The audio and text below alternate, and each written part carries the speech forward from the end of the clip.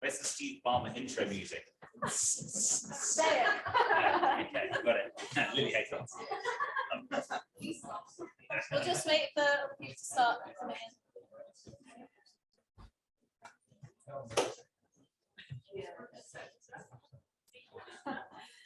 There she is. Do come and take some seats down the front. You know, these benches are for everyone. Evie's going out solo right now, so she needs some friends. No, she's solo. Yes, thank you. Okay, we're just going to 10 seconds just for you to find people to trickle in, then we'll get started. So get yourself refreshed if you haven't already.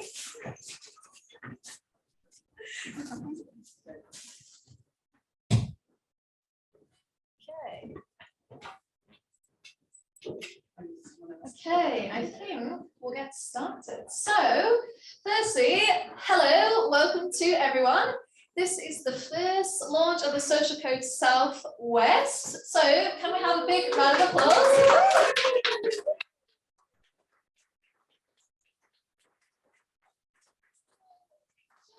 Just the elephant in the room, a few people have pointed it out. You want to know where I got my shirt, whether that's for a good reason or not. It's cool, right? I think it is, but anyway, you can't miss me tonight. So, essentially, firstly, we just want to say thanks to everyone for coming, taking your time out of your evening on Thursday. So nice to see so many familiar faces, but also lots of different sorts of people. Nice occasion to kind of get to know people you don't know, or bring your mates and get free booze and whatnot, if that's what you came here for. But essentially, I just want to say thanks to everyone, especially to the guys over at Loopin for who are our co-collaborators. It's been great working with these guys to bring you the SocialCode Southwest X Loopin this evening. As I said, it's our very first event for the Southwest. The SocialCode started about 18 months ago, and we first launched in Manchester. It's expanded into Leeds. We've done quite a few remote events. It's gone over the ponds to America, and now we're making history tonight in the Southwest in Bristol. So thank you everyone for being here, being a part of it. As a community, it's very much community. The ethos really, that what the SocialCode is essentially a series of free, inclusive, accessible thought leadership and tech talk events really. So to get people, no matter what your level is or what your role is in technology, to bring people together, to share your knowledge, share new ideas, or just network with other people. Very much encourage feedback, no kind of silly questions, anything like that.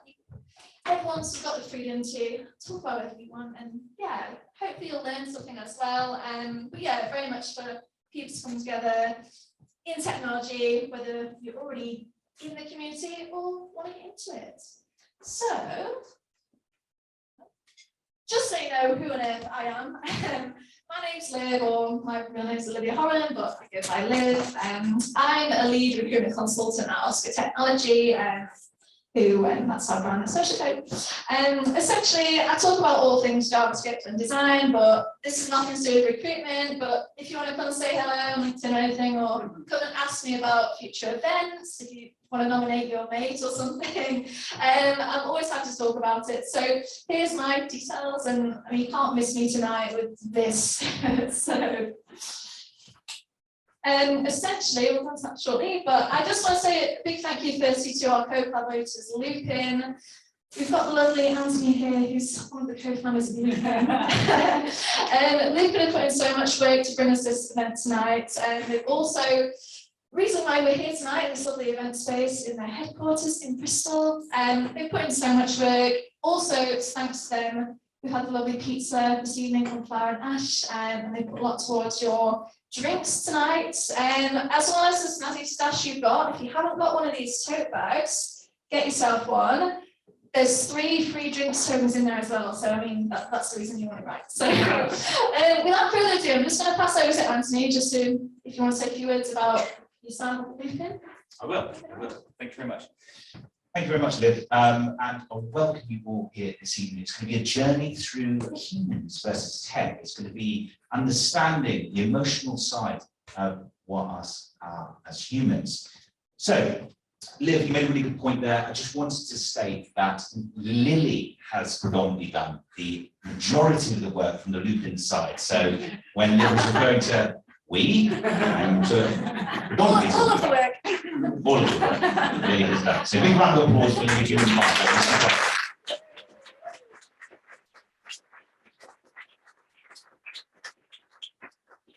Brilliant to see so many of you here, and thank you very much to those online as well. Hello. I'm not sure where I'm pointing, but it could be over there, so we're going to go down there.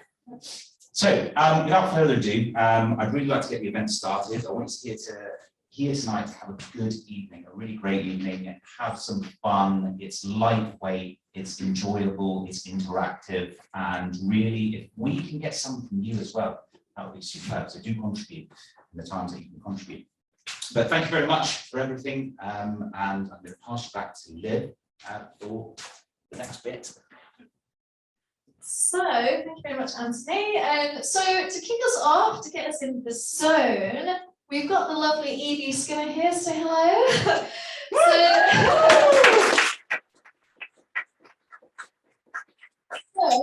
Evie's a sovereign at Maytech. I hope you've got that right.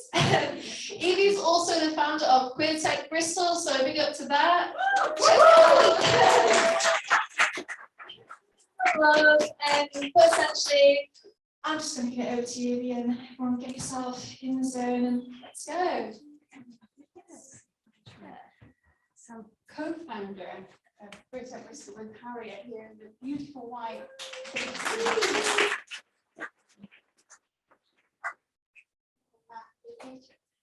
I'm so excited. This is the next meditation I've ever run.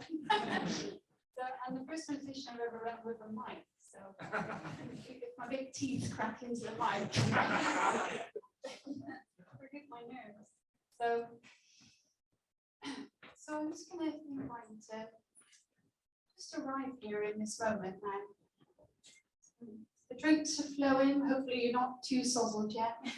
Yes. We're going to have a little focus on our breath. Expectation. So what we're going to be doing is a mindfulness practice called shamatha, which involves focusing the mind on the breath. So what we're going to do, we're just going to come into a nice comfortable seat and just arrive in your seat. And if you're sitting on a chair, have your back off the chair. So we want a nice relaxed but straight posture. So we don't want to be, like up straight like army like that, but equally we don't want to be slouching, because we don't want any kind of restriction of the lungs. So we want as much oxygen as possible to just naturally flow, and this will have a beneficial impact on the mind. So we want a nice relaxed posture. Tuck the chin in slightly. Let's see. I've got my chin tucked in. Brings my heart forward. So if you bring your head, neck, and chest roughly in line by tucking the chin slightly, it will just help kind of align your posture a bit more. It radiates your good vibes into the world, basically, if you put your heart forward. Then bring your hands softly to your sides. You don't want to be gripping or anything. We don't want any tension in the hands. Just want them to rest there, a little nap there, basically, for the hands. And make sure your feet are flat on the floor. Sorry. So again, it's all about cultivating a relaxed but straight posture.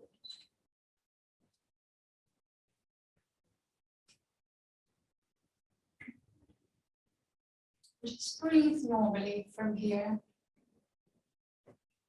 But we don't have to breathe in any particular way. It's not yogic breathing or Wim Hof or anything like that. It's just just breathing naturally as we do many thousands of times throughout our day. And as you start to kind of tune in more with your breathing, just allow that natural breathing. I invite you to close your eyes if you want to. So I was taught to keep my eyes sort of half open, with like a fuzzy gaze, roughly 3 feet in front. So some people try that and find that they get distracted by the thoughts more easily by that. So by all means, try your eyes closed, or maybe try them open with a fuzzy gaze and see which one works best for you.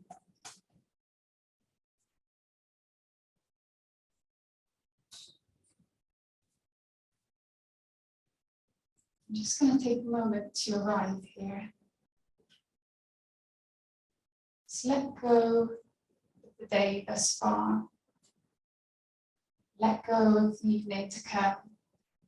Forget about talks to come. They'll be marvelous, of course, but I'm just going to focus on right now. We're going to honor our bodies and all this breathing that they do for us every minute of every day. By just focusing on that. What does it feel like to actually pay attention to the moment by moment sensation of breathing?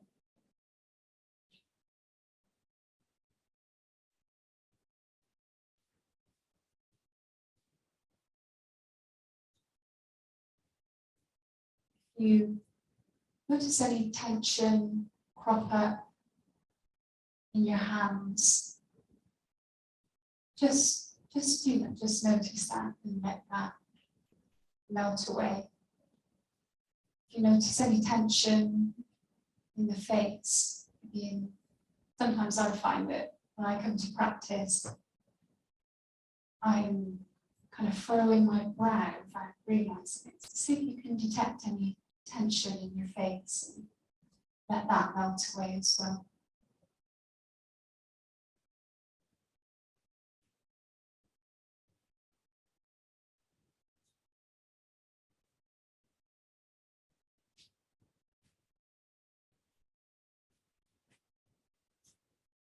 So if we do a little checklist before we start the 10-minute practice. A nice, relaxed but straight posture. We've got our chin tucked in, so head, neck and chest are roughly in line. We've got our hands resting, just peacefully having a little nap in your lap. Feet flat on the floor. Just breathing normally.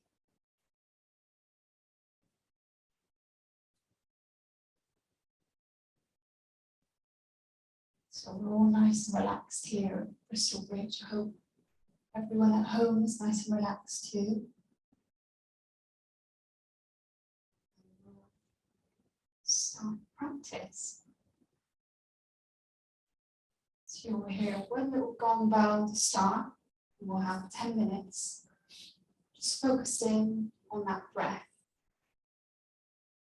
What I'd like you to try and do is hold your attention on that moment by moment sensation of breathing.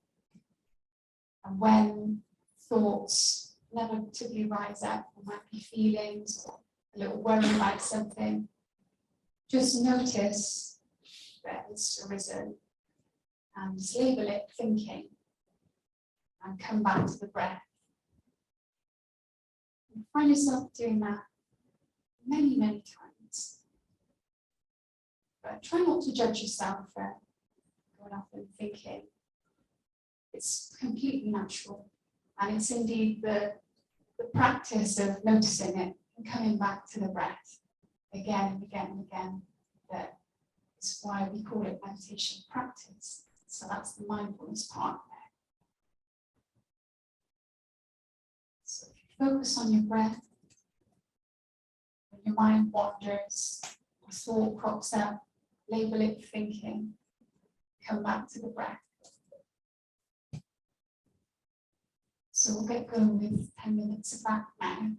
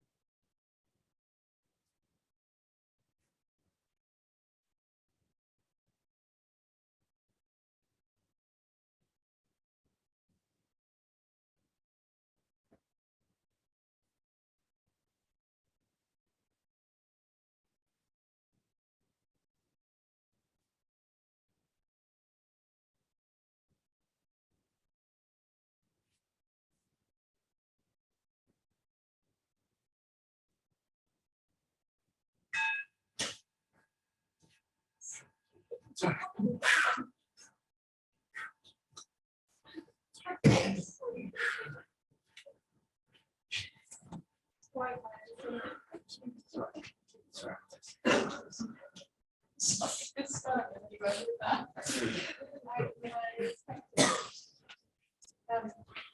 you ever so much for joining me in that practice.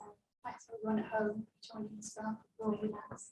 Thank you, Liz, and everyone for this family. I'm going to be around all evening with the beautiful Harriet as well. If you want to talk about things for Tech Bristol, we're looking for sponsors.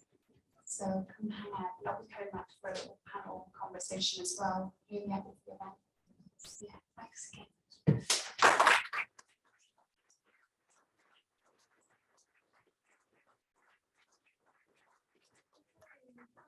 Much TV. I'm very relaxed now. I can see. I think Julian's fallen asleep. So just get us all in zone and ready for our first speaker. So our first speaker is a lovely Julie. Julie's a master solution architect at Click. Julie's going to be talking to us about the importance of storytelling with data. So over to Julie. Thank you very much.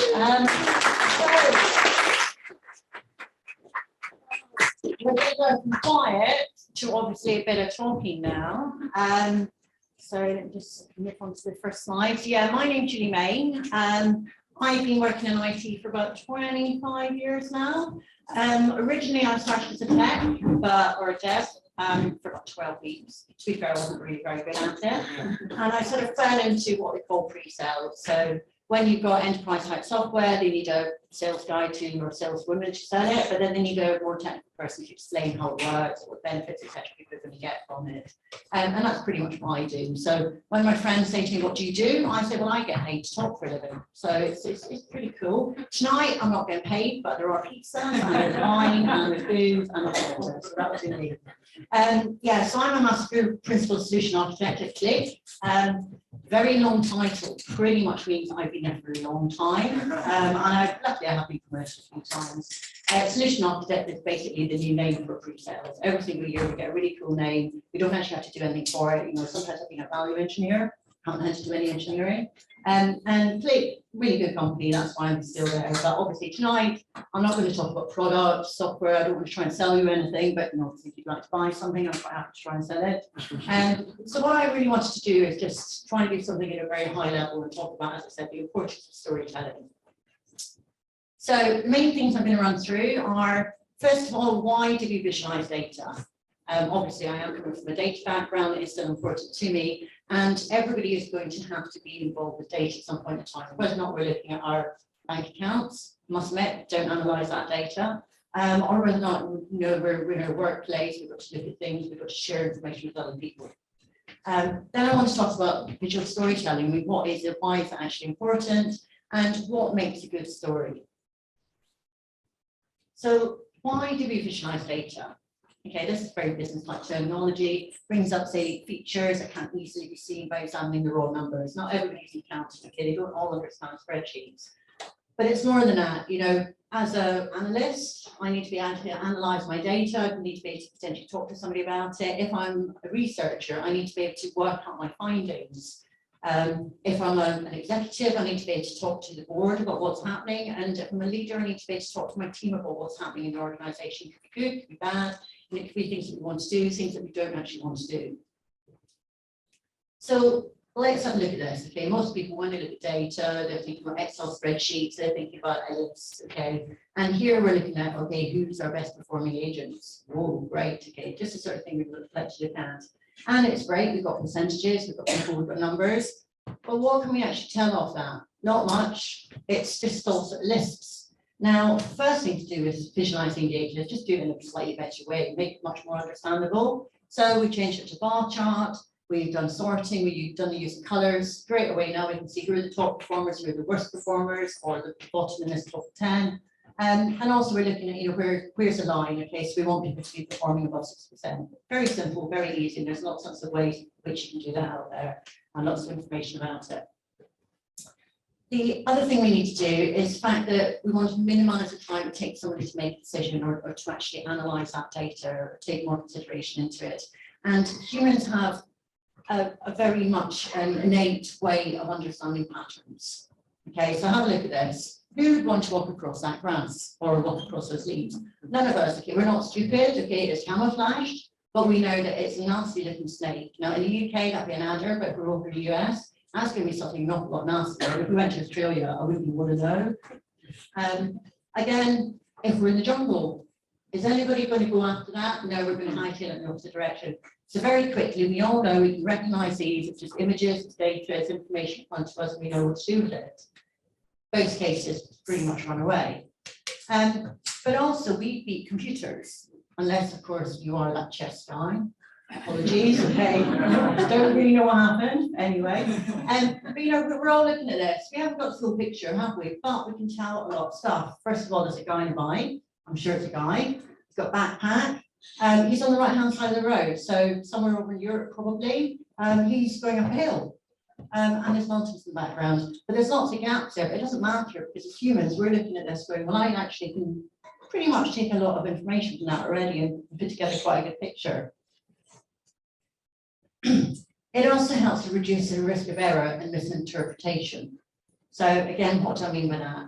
There is some really, really bad stuff out there in terms of visualizations. And in fact, I love the fact that I watched the news last night and somebody put up a chart and the person said, can you actually explain that chart? If you have to explain it, it's not doing the job. But this was the original version of the London Underground. Absolutely useless. Okay, people got lost, they didn't know where to go. It's got landmarks, that's brilliant, but you know, you've got the choose, which one did you choose between? You know, how do you, people were coming up to the surface, going back down again, they didn't actually know where to go. So at 20 years later, London Underground got one of their engineers in the signal works to reanalyze it and re-put it together, and he did a very simplistic diagram that made an awful lot of sense. So this is very much the good, and in fact, if we look at the one on the right-hand side, left-hand side, then we've got pretty much what the up-to-date one is now. Apologies, the list speed line, or the list line is not on there at the moment. But you know, if it's good, don't break it. What's the point of changing it? And there's also certain elements in the way in which the brain will actually work. So let's start off with the more accurate. So things like positioning. Okay, we can tell that bubble's there, the circle, whatever. We start getting less accurate when we move down the levels. Length, again, really good. We can see what's longer, what's shorter. Angles, starting to get a bit dodgy here. You know, can we tell, is that double? The big one on the left hand, on the right hand side, is it smaller? Most people in data viz hate pie charts. Now, I don't know why, okay, but if you really want to know if somebody say, oh, I've got a lovely pie chart for you. But anyway, that's just a little aside. Then we've got things like areas. Again, is it twice as big? Is it 3 times as big? Is it, who knows? And don't even come on to things like, oh, okay, when we're looking at 3D, what does 3D mean? You know, you're talking about the top, you're talking about the bottom. Really, really not useful at all. And then colour. What does that actually mean? If we're going to do things like, you know, red, amber, green, looking at things like rag, okay, that's useful. If we're going to do certain colours are hot, certain colours are cold, again, that's really useful. But if you're colourblind, you're not even going to know what that is. So again, you know, you've got to think about things like that. And then we're looking at things like gain insight. Now, one of the things that my company is involved in is something called the Data Literacy Programme. Again, I'm not trying to sell it.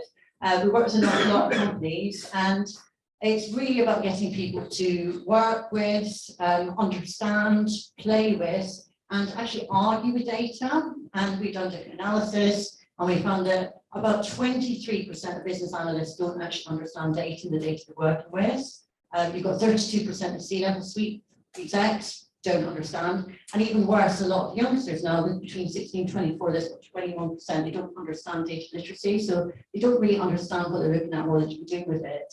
And that's where we lovely go on to visual storytelling. So what's that? It's the use of graphics, images, pictures, videos, etc. Now, we all know from caveman through to cinema, everybody loves a good story. Everybody gets involved with a good story. They like to come along the journey. And that's really what I think it really boils down to. Or explained in another way, so this is slightly more technical. We have our data, we sort it, we rearrange it, we present it visually, but then it all comes together when we're thinking about it from a storyboard perspective. So why is it important? Well, it combines reporting, presentation, exploratory to gain insight. It also allows users to create collaborative experience. Obviously, what we want to do is make sure people share insights. It can help you actually build a narrative based on the questions that you're going to be asking. In fact, I use that quite a lot. I find it quite interesting that the story will tell me what I'm missing, so I can then go on and find out what I actually need. And it should provide decision makers with a clear understanding of where they should move forward, etc. Because this is what data is all about. It's about moving forward and trying to actually get an answer to things. But that, and also again helps provide communication. But that really is all the businessy type stuff. What it is about engaging your audience emotionally.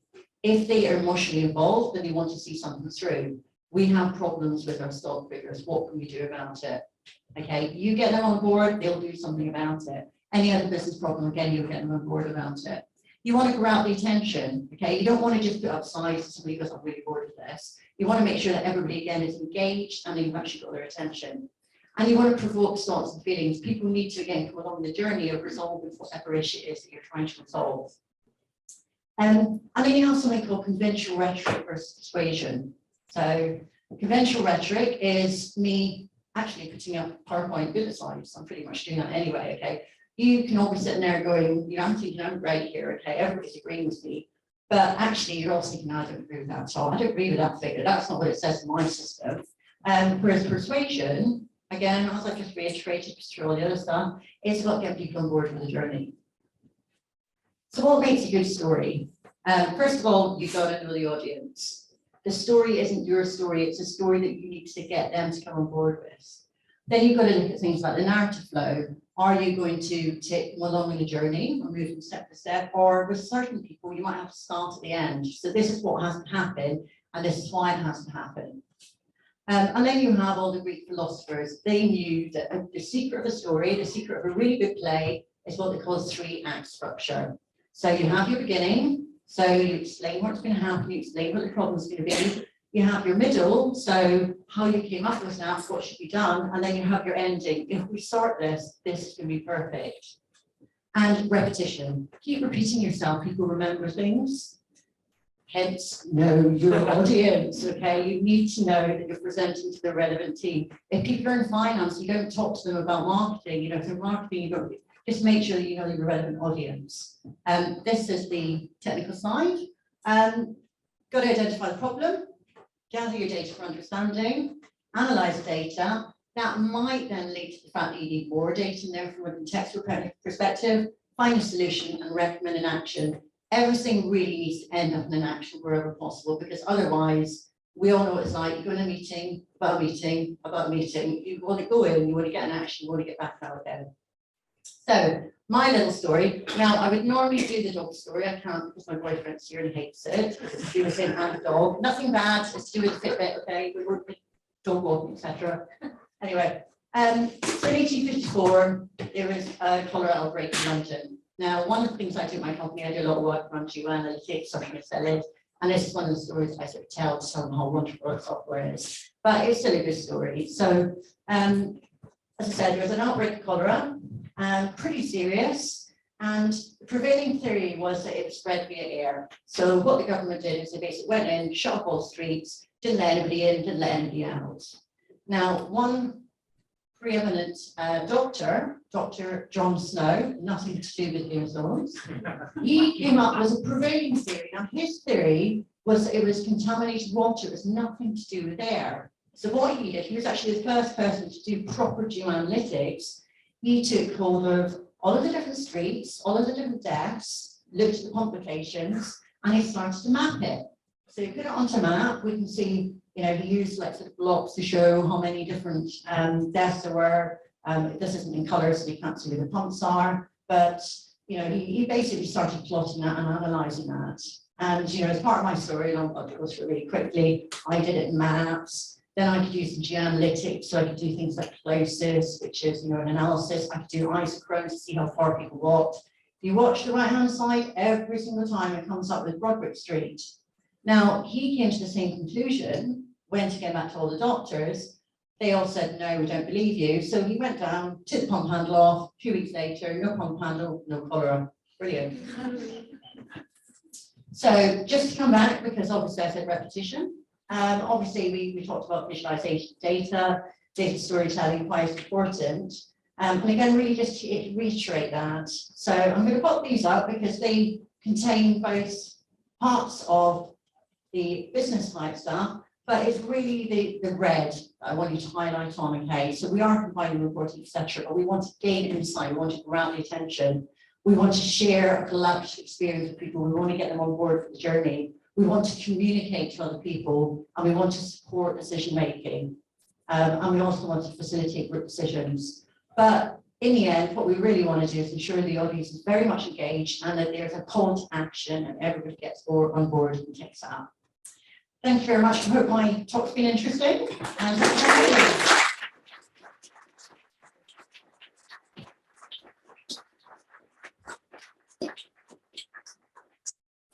Okay, thank you very much, Julie, the data queen. I hope we've taken something away from that that's useful. Hopefully people in the live stream can hear. I think there's a bit of a sound thing, so anyone that comes up to speak, stand near here. So essentially now, I think in terms of where we're up to, just give people a chance to recharge. We're going to have a few minutes to grab some pizza and grab a drink and whatnot. So go get yourself refreshed. We'll come back and we'll when we're ready, so 5-10 minutes or so. Today I'm going to be mostly talking about those that help us perform digital actions. But if we think about it, it's tools that help you with apps, software, day-to-day jobs, all sorts of things. And some of them are as ingrained in society as anything else. So my glasses are an access tool. A walking stick is a very common access tool. Some of them you might not know about or are less common. So you've got screen readers, you've got Braille and Braille keyboards. These are all access tools. I want to also highlight empathy. I mean, title of the talk, right? So this is the Government Digital Design Services Empathy Lab. And the reason I want to talk about empathy is because it's that whole thing of like walk a mile in someone's shoes and you can start to understand. As a designer, I need to understand what people's access needs and more what their struggles are before I can make something super easy for them to use. It's the same with building, it's the same with writing, it's the same with working with your colleagues, with managing someone. I'm a bit of a nightmare to manage because I'm on that neurodivergent scale and I do things that are a little bit unpredictable and different to people. So having empathy can really help us with all sorts of things in our working and day-to-day lives. I'm going to run you through the type of things you will find in this lab setup. Some amazing sound dampening headphones, hence your earplugs today.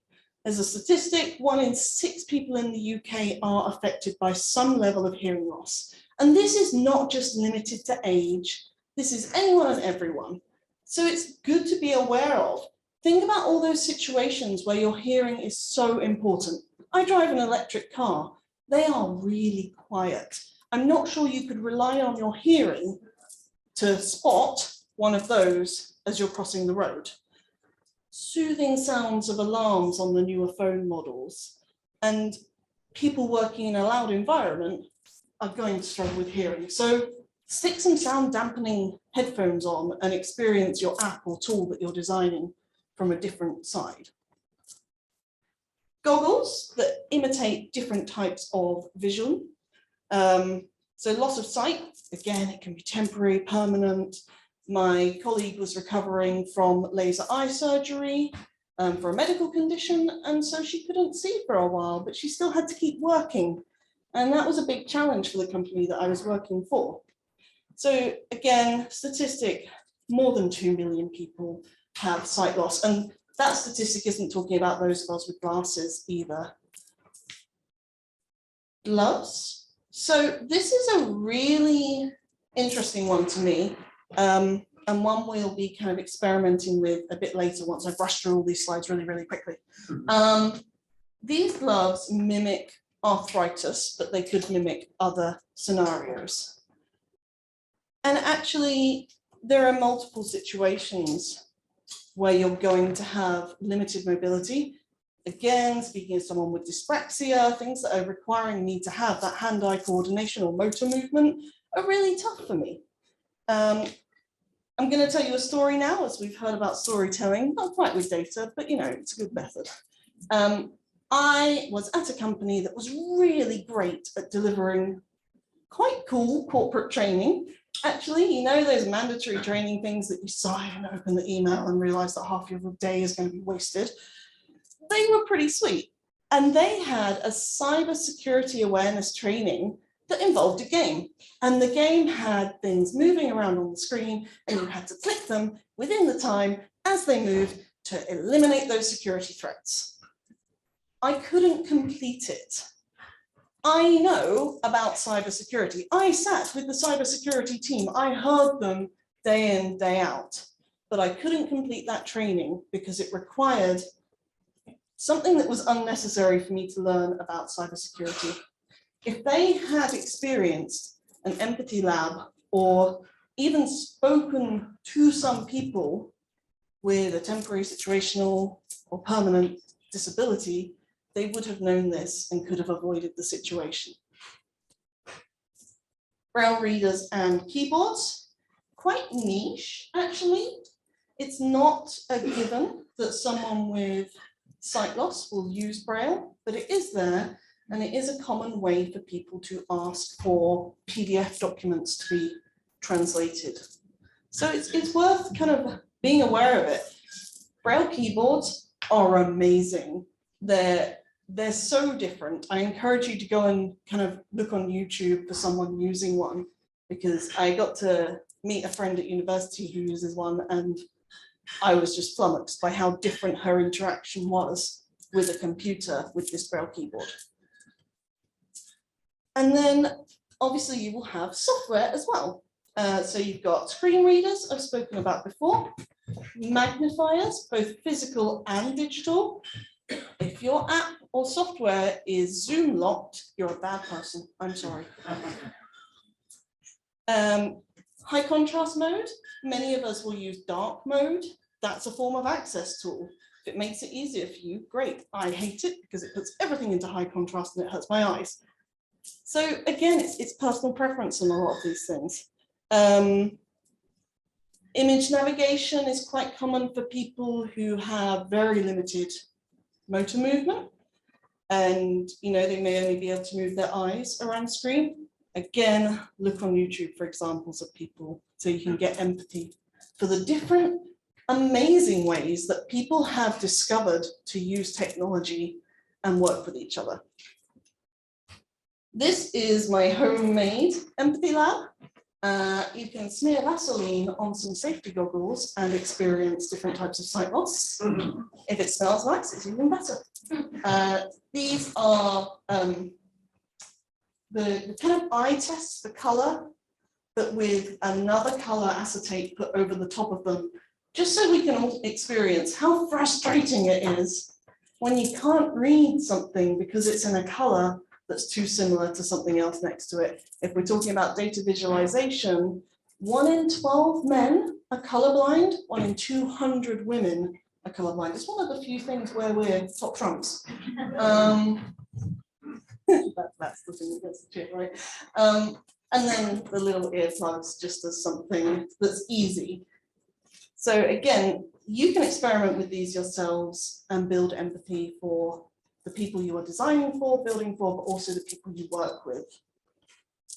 Sorry, did you get the photo? Yeah, you look right. I always do. Right, let's get physical, because I was born in the 80s and that's the reference I go for. Those of you who have a phone or a device with you, whip it out and use it with one hand on your favorite app. One hand only. Those of you with the ridiculous size phone like I have are about to suffer. So find your favorite app and just perform a very normal action. So Spotify, you're going to search for a song you like.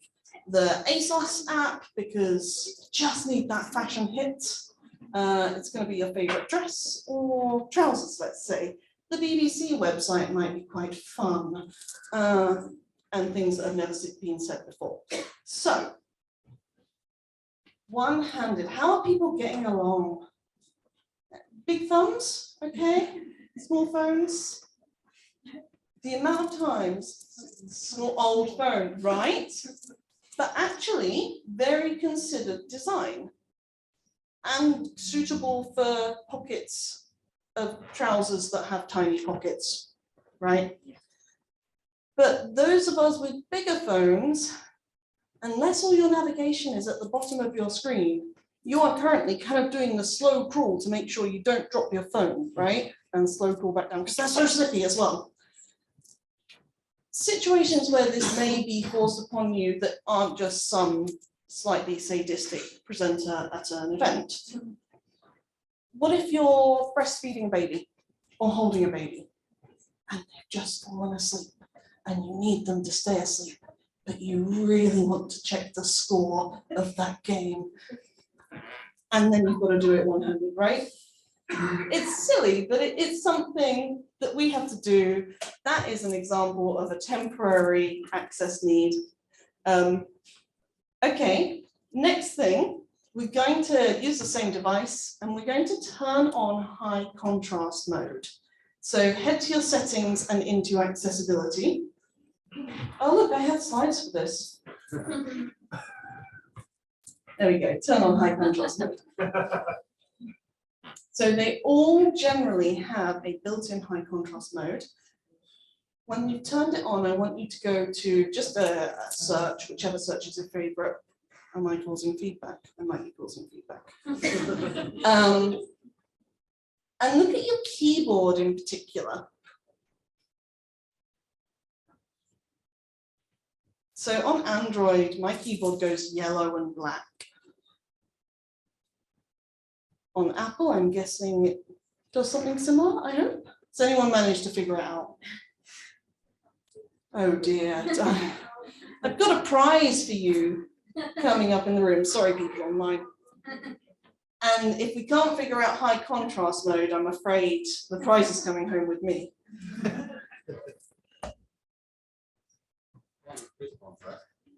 Yeah. I was going to say, it doesn't really seem to make a difference in dark mode.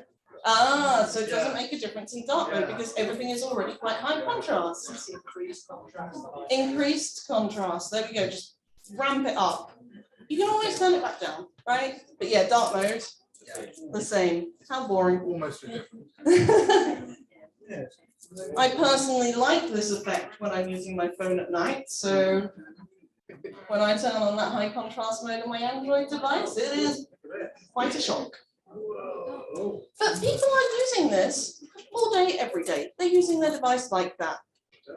One of my favorite things to do is actually on a Chrome browser on a PC is experiment with websites in high contrast mode because suddenly all of their imagery is destroyed. The Dyson website is the best for it. I used to work from them, I can say that. Okay, let's get on to the challenge. So this is where we were going with all that stuff. Your challenge. I have a glow-in-the-dark fidget cube up for grabs. And in a moment, I'm going to ask you to get some information from a website using the built-in screen reader on your device. If you've not used a screen reader before, please listen and read to the instructions before you turn it on, because turning it off is not very easy unless you do, okay? You have been warned. So, the big lightning strikes where it says turn on talkback shortcut or turn on accessibility shortcuts are your key for turning it off easily. In Android, we're going to settings, accessibility, talkback. In iOS, we're going to settings, accessibility, voiceover. Your phones are about to become very noisy. I apologize. Yes, glorious. So This is how people with sight loss or various different disabilities will access their phones all the time. I'm sorry, you can't hear. Yeah. Suddenly a really noisy environment.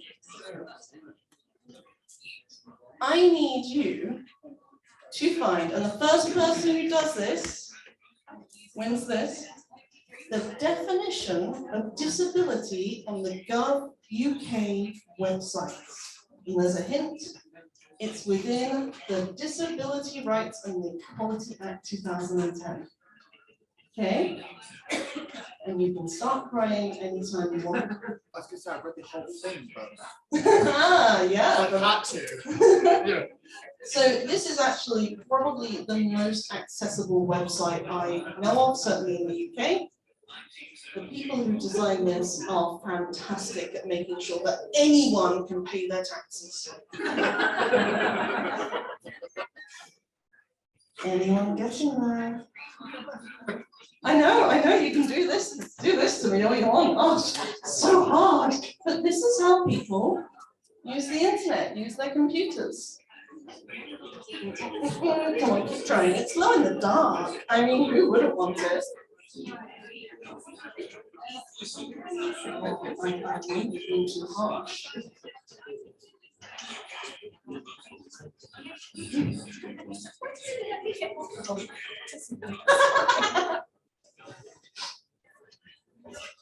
So remember that shortcut is how you turn it off.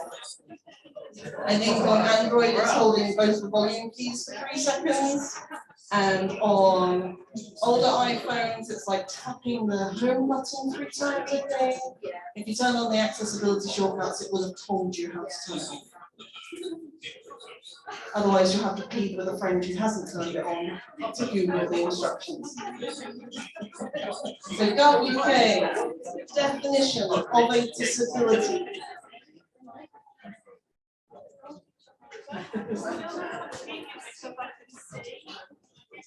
I mean, the longer this goes on, the cooler I feel.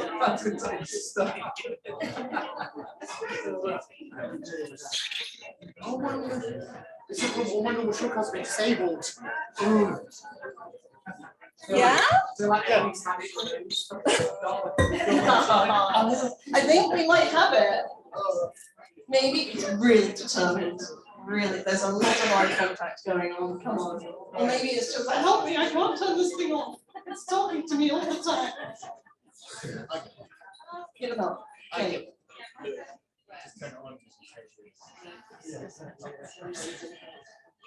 I'm getting an extra fidget cube. You know what? We can do it until the end. Have we got it? Yes! No. Beaten. The lady behind you, I'm afraid, non-stop. I'm going to come to you. But thank you very much, everyone. Hopefully this gives you some empathy. I love the best thing going on. For people using access tools and the myriad of different ways that you and your colleagues can interact with computers in general. Thank you.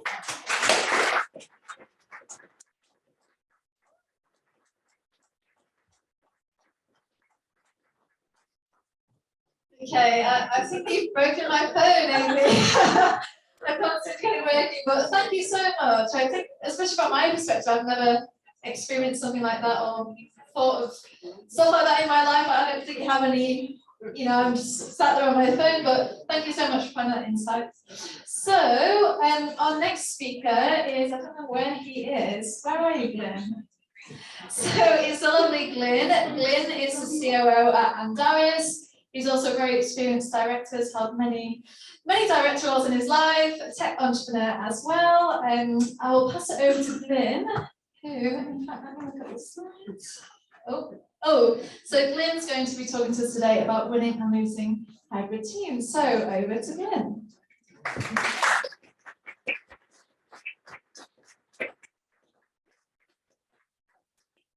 Thank you for your round of applause. I think I just got stuck in a loop just then with my phone talking to me. So I'm just discombobulated, I think is the word. Okay, so Just in. Other way, buddy. Yes, just in terms of quickly, in terms of me. So I know a number of you are in tech businesses, and just by way of interest, so I started off as a professional rugby player, got injured, ended up in recruitment for a number of years, decided to leave recruitment and do consultancy into small businesses, realized that actually there's a way to do this through tech, started a tech startup in Bristol. That got bought in 2020, obviously not enough money because I'm not retired. I was due to take some time out and just work out what to do with life, and a business called Amdaris, they got investment from BGF, 6.2 million, and they started on a big scale-up journey, and I've gone into Amdaris as the COO. So just in terms of Amdaris as a business, so we are 740 employees across UK and Eastern Europe. So really interesting from a hybrid team perspective. So February 23rd of this year, we had teams in Ukraine when the war broke out, and we had this incredible moment. I was away actually on holiday with my wife, and we had this incredible moment where this war had broken out, and we had to work out what to do with our teams and how to keep our team, I say keep our teams on project, how to help our employees stay on projects when war is breaking out, and it's a situation that even though we had a BCP for this, what do you do? And what was really interesting in that situation was half of our employees in Ukraine decided to repatriate elsewhere, and then the other half decided to stay in the war zone. And they wanted to work in a war zone remotely whilst this war was going on. And I'll tell you what, our business in Ukraine has actually grown. The office has grown from being, I think, about 30 employees, reducing down to 10 employees, and now, as of last week, it's up to 50 employees. And one of the key things for us is that the way to support the Ukrainians was to make sure that we're going out and pitching more work for them to do during the crisis. So that has been very, very interesting for us. Just in terms of year-on-year growth, I'm in a business which is growing at 94% year-on-year growth. So we're hiring 40 people a month. We're going. It's painful. It's painful, but it's an exciting ride that we're going through at the moment. And one of the key things is that with regard to the whole story of with regard to the whole story of hybrid teams, I want to give a disclaimer. I don't have the answers, so I could actually stop speaking now. I don't have the answers, but I do have a perspective on hybrid teams and the way that we can win and lose with hybrid teams. And I think that the key takeaway, I think, is that there's no single solution when it comes to hybrid working that fits every business. I think there has been so much in the papers about remote working is sure to fail, and other things on the other side saying, oh, everyone is returning back to the office, and you hear things about how Elon Musk has told everyone they need to come back into the office. I don't think there is one way, but I can tell you the way that we've tried to navigate what I think is a very, very complex situation that businesses find themselves in at the moment. Off the back of COVID, I think what's really interesting is off the back of COVID, the world has changed. The world has completely changed for us in terms of employment and the way of work. There's been a shift in power from employer to employee. We can't get away from that. Organizations are more about people, and are more about sort of, in the old days where we used to talk about, profit, profit, profit. It seems that that's changed actually, because people want to be able to predict what's going on. And if your employees are not wanting the same strategy as that you're expecting as an employer, you can't now just run off, because the power shift has changed. And one of the interesting things, and this affected me as well, before lockdown, I lived in Bristol and I worked in London 4 days a week. And I got on a train at 5:30, 6 in the morning every day, and went and pitched and sold my startup to different clients. And then at 6, 7 o'clock in the evening, I got on a train and came back to Bristol. I do not know how I did that. But that's just a microcosm of how it is now, is that employees are going, actually, why am I actually doing this? So we're in a really interesting situation when it comes to it. One of the things that we've found is that through moving, so if we look at ourselves as a business, we have everything from work from office all the way to complete remote work. And we've had to take that approach that for each center, in each location, we work out what will work best, okay? One of the things that we noticed is that productivity increased. So one of the key things was that productivity increased. So for us, through lockdown, we did better from a sales and projects perspective than we'd ever done. It was a real catapult for us. On the flip side of that was that what we didn't realize was happening is our employees were allowing their work lives to bleed. So they were working more hours. They weren't having clear lines of demarcation between home life and work life.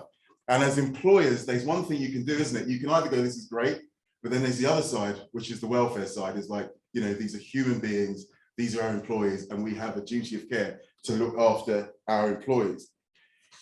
So we had productivity gains, but like it felt like on one side, everyone's saying that remote work and hybrid work means work-life balance, but that wasn't the same for everyone.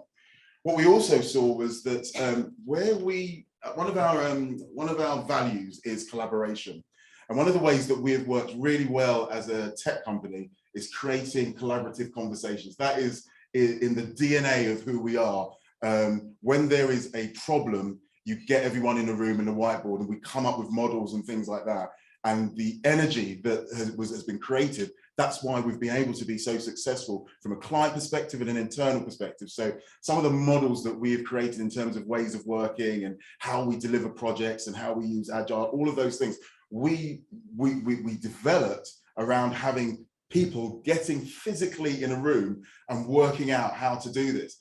And one of the things that we noticed is that actually we're losing this. And how do we work around this in a changing work environment where productivity is going up, but actually the things that we gleaned and we gained from collaboration were going the other way? What do you do around that? And then like in the marketplaces, you know, we hear a lot, leaders are telling us about how even though productivity is going up, culture and team dynamics and deep relationships are changing. They're not as strong as they used to be.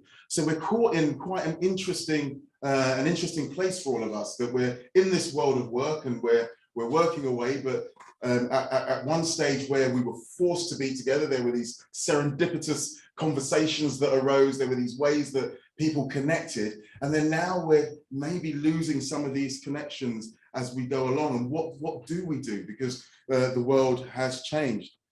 And one of the quotes that came from a company called Aduna was that despite productivity receiving an unexpected boost, a lack of face-to-face interaction and sufficient collaboration tools have led to a drop in innovation. And one of the key things for us, we're a software development company. One of the things we pride ourselves on is about being innovation, being an innovative company and creating innovation and grassroots innovation. And a lot of that came from people being together, but our business was changing at quite a rapid rate. So there's, oops, I keep going the wrong way, didn't I?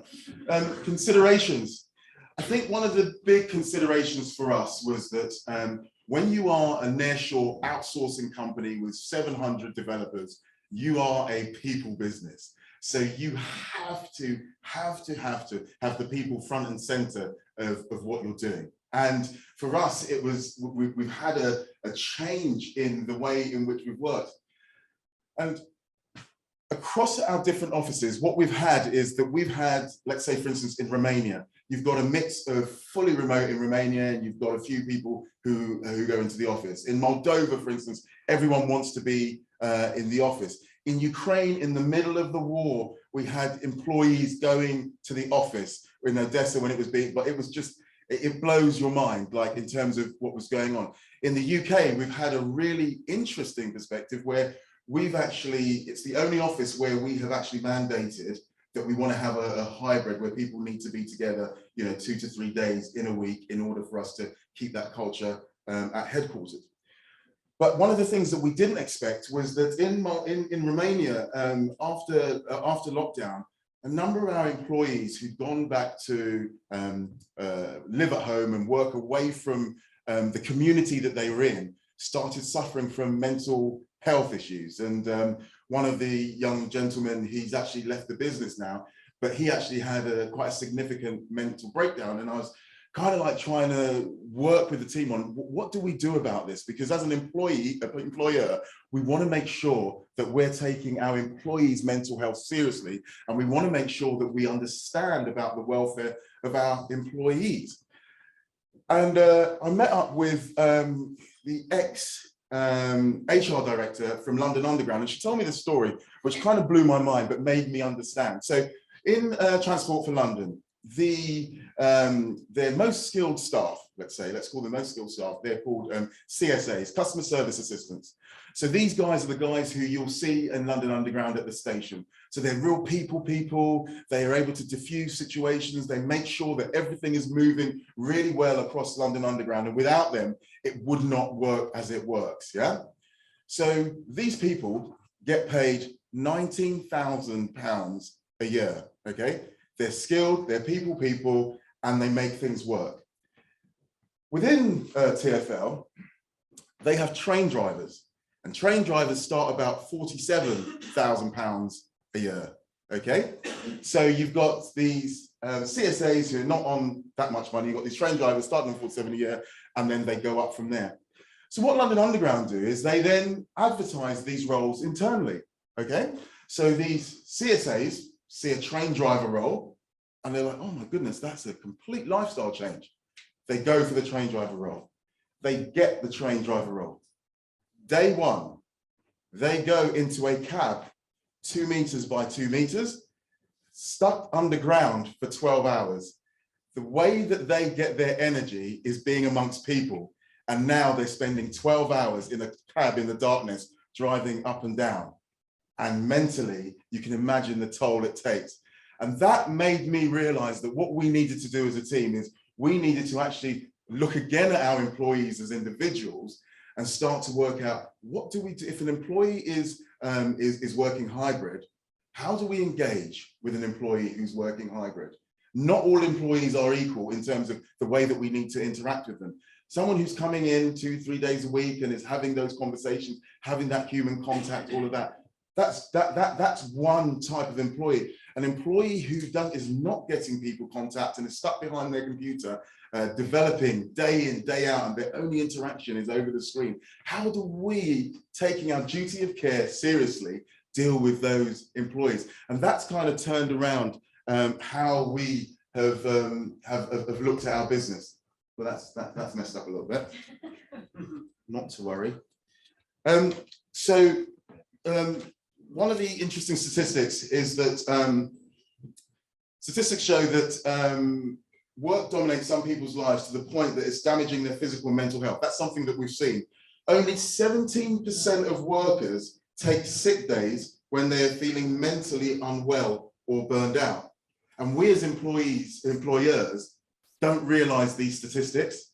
And it's really interesting when you start to realize that this is what we're up against, is that it makes you view your employees and how you engage with your employees in a very different way. And the reason I say this is because I think from an employee perspective, understanding your own mental health and understanding the challenges that you've got when you're just interacting over a screen for a lot of the time, there are positives and there are negatives for that. And then as employers who have employees who are developers, who are tech engineers who are doing that, we need to also understand what to do there.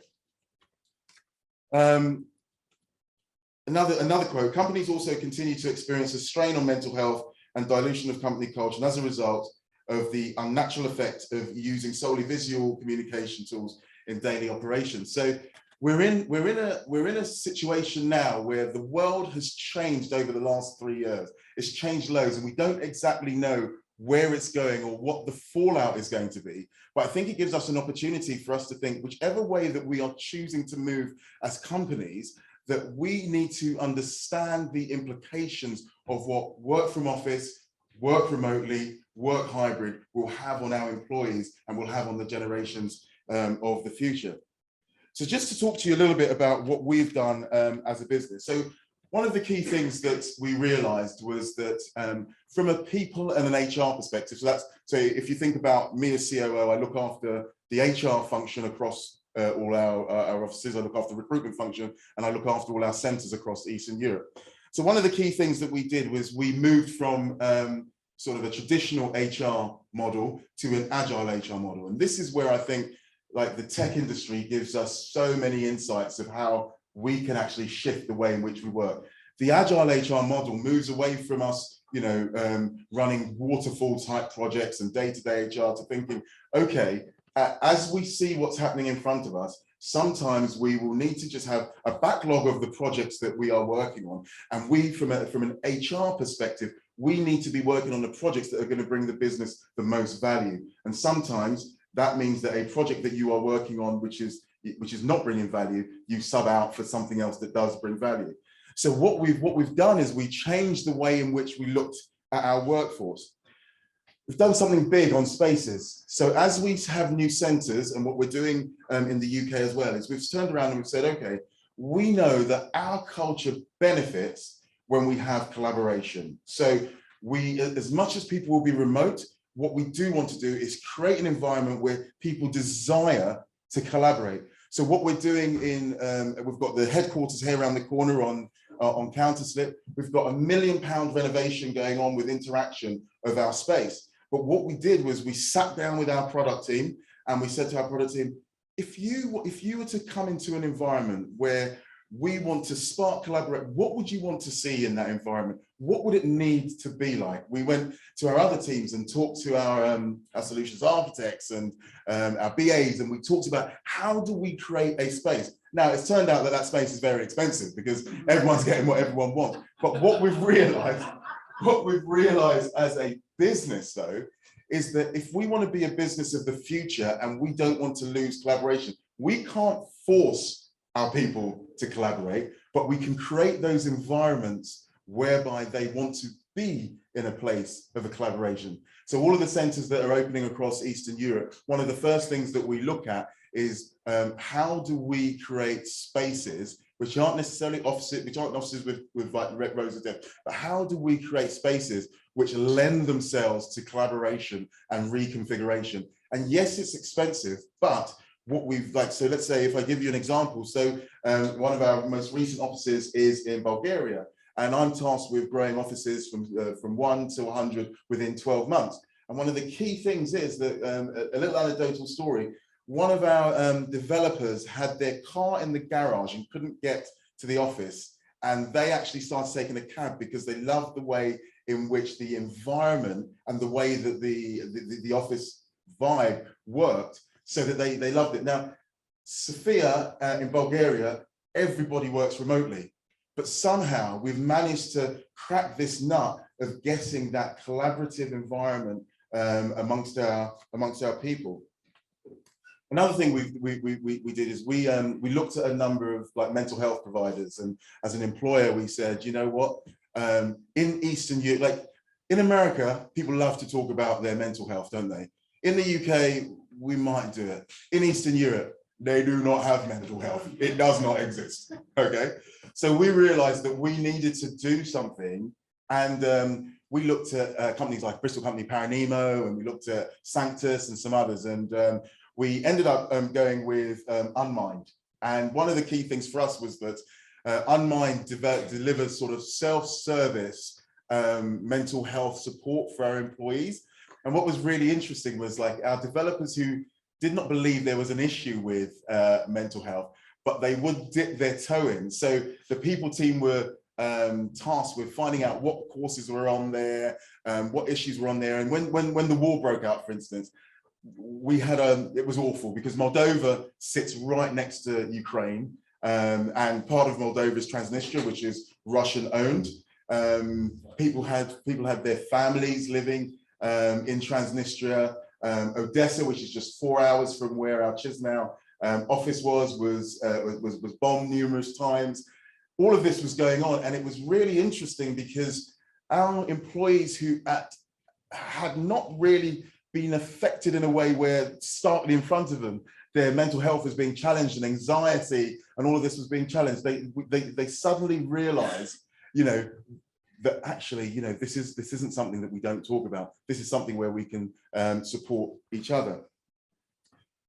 So in terms of just in terms of things that we've done, so when it comes to onboarding, we have really looked at, actually, if you are an organization who is having both those who are working hybrid and those who are working fully remote, don't onboard everyone the same way. Understand that those who will mix in the weep and the wolf of being in the office, they'll get the DNA and the culture. It will rub off on them as they stand and have a coffee with people. But others who are remote, they don't get those serendipitous conversations. They don't get that. But it is incumbent on you as an employer to make sure that you work out as you onboard and have longer onboarding, that you get them to understand, what is your culture about? What are we trying to achieve? What does it mean to be one of us? You know, and make them feel that they are part of that culture. We've invested heavily now in leadership. So one of the key things that we're doing in the organization is we are finding those in the organization who are our next generation of leaders, and we are pumping a lot of money into developing those leaders. One of the courses has just finished, and we fly everyone to Romania, and they spend 3 days together with a coach who we use across the business.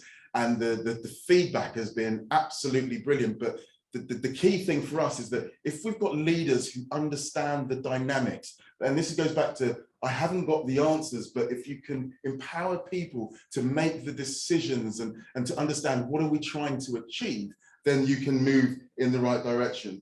One of the other things we've got is we've got a thing called Your Voice. So there's 8 different ways in which we're trying to hear what our employees are saying. So rather than us being an employer who sets the strategy and moves in the direction, we are trying to hear every little thing that's going on.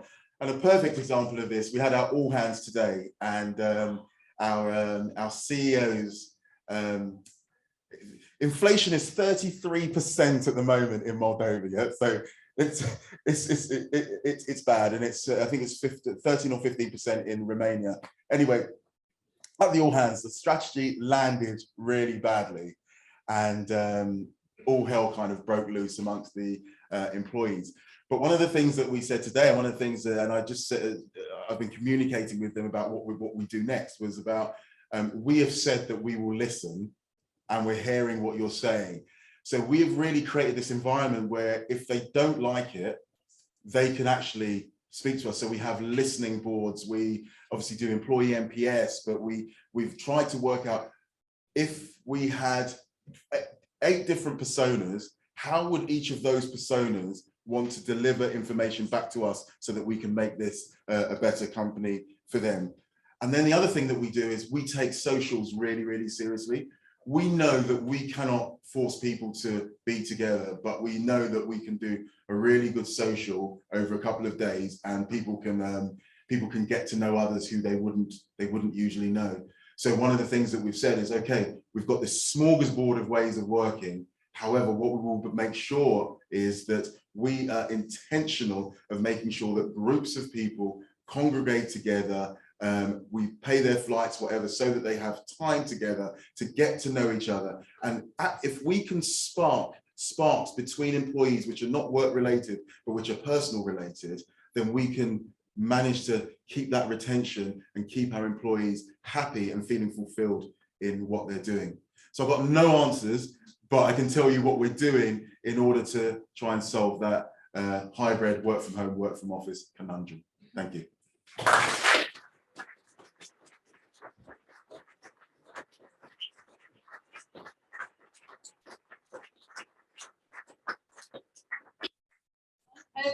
Thank you so much, Glenn. Can you hear me? This. Okay, no. We're back. No. Hello. No. Oh, there we go. Thank you so much, Glenn. I think I had plenty of answers there, so I hope everyone's taking something from that. I know we all work in different environments, so we really appreciate all the insight you've had to share, so thank you very much. So without further ado, I think what we're going to do now, just to make sure we've got time to chill out and network and stuff still, what we're going to do, we're going to go straight into the lovely Loopin and invite Ben up for a talk now. Ben's an ex-Royal Marines Commando. He's one of the co-founders of Loopin. Ben's come on. I don't know if Anthony, you joining? No. So, he's chilling. So let me just get to the end of this. So, oh, okay. So Ben is going to talk to us a bit about how we go from a new era of work to a new age of well-being and the importance of sharing your emotions. So over to Ben. Thank you.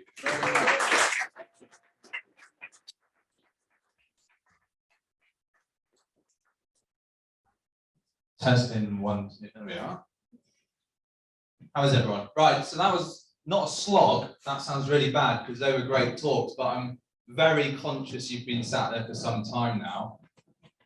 Feedback as well, of course it is. So I'm going to do my talk, but I'm going to do it at a pace that will get us to the panel quicker so we can ask some questions to those in the room who've been speaking all evening and bring Anthony up finally to talk about some stuff. So yeah, my name's Ben Williams and Anthony sat over there. We're the founders of Loopin. We live down in Runway East, just down the road, so it's similar building to this, but we share the community with everyone here.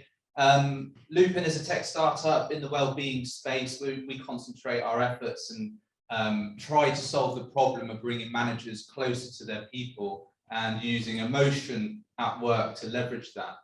Before that, and where we started discovering this kind of problem that we thought existed in the workplace was in coaching. Anthony and I formed a coaching and consultancy company after the Marines, which I'll talk about very shortly. And we had a fantastic time. I'm going to be really honest with you. We were two military guys which walked out the barbed wire gates and just started kicking down doors and asking if we could have work with people. And it really does work, by the way, if you're out there and you've got your own building a business. We ended up working with Facebook.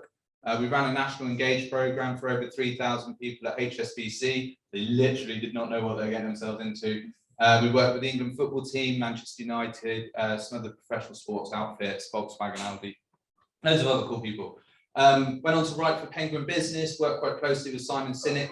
Those of you which is into his material, start with Why, Leaders Eat Last, throughout the pandemic. And then, as you can see, spent some time with Stephen Bartlett, who's obviously on pretty much all of our social feeds. He seems to be the first thing that I see on Instagram at the moment. And he's very much wedged into my algorithm. So we've done a lot of stuff and been around and spotted some problems. One of the biggest problems we've realized was, as I said, that disconnect that we believe does exist in the workplace between managers and employees and leaders and their teams, but also employees to employees themselves. We move into this whole new transition that is probably becoming old news for us, of hybrid working, remote working, what the pandemic's done. And that's where we're focusing. But the Royal Marines is where it began for us. And Anthony, I'm sure, will have things to say as well. We both spent 10 years in the Royal Marines. We spent 10 years in the Royal Marines between 2007, Anthony left in around 2017. I joined in 2008 and left in 2018. I'm not going to go into that period of time. It's obvious what happened within that period of time. We did our service and we left, both of us medically discharged.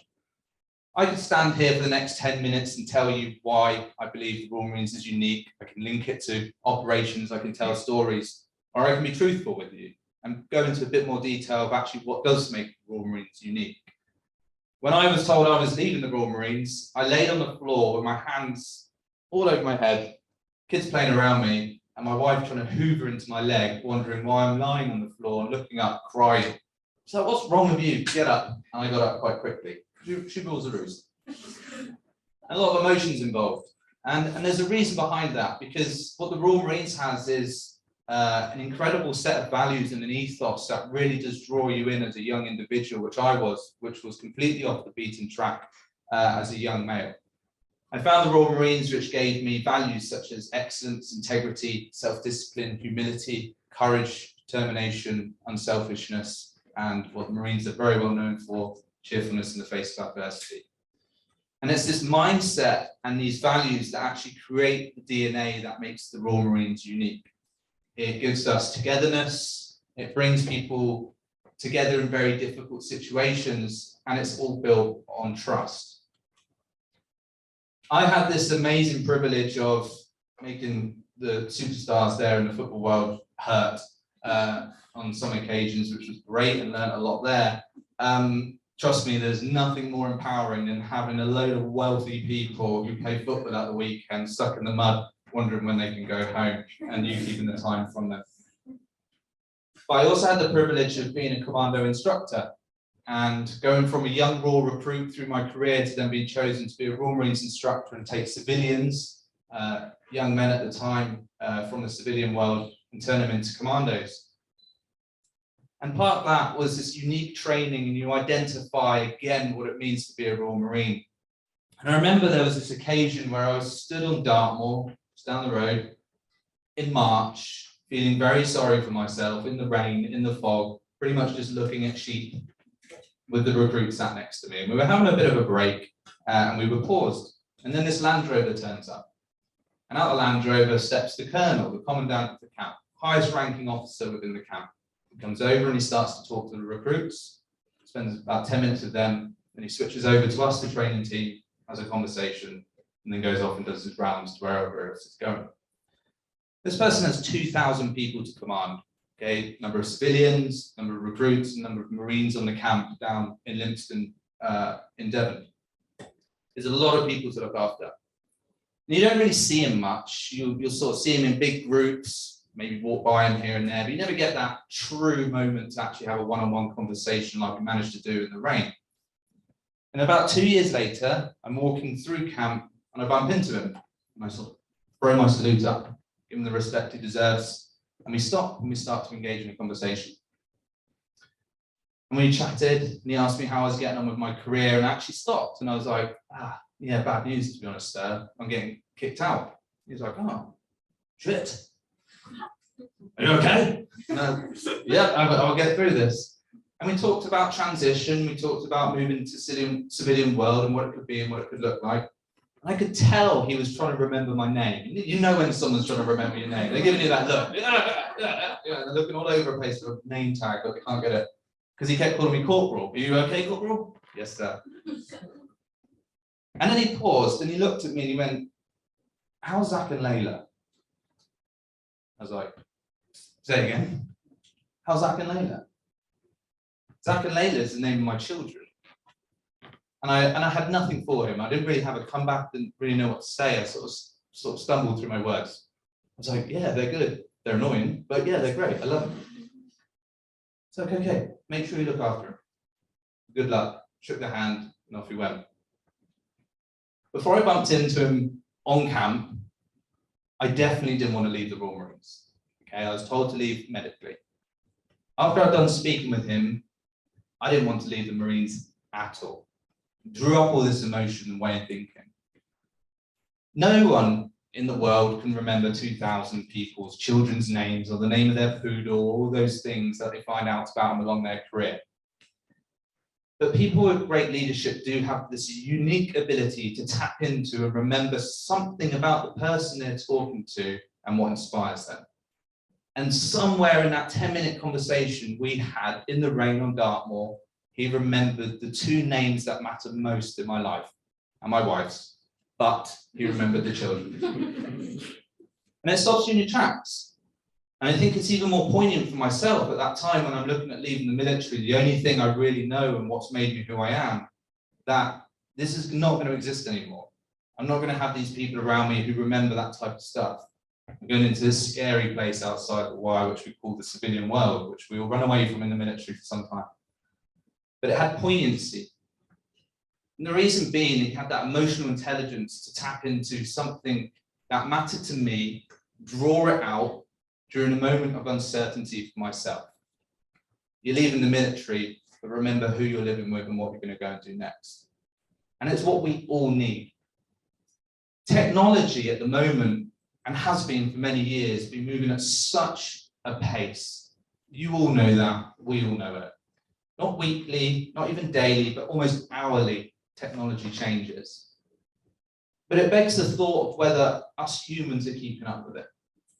The pandemic taught us a lot. We relatively well transitioned online.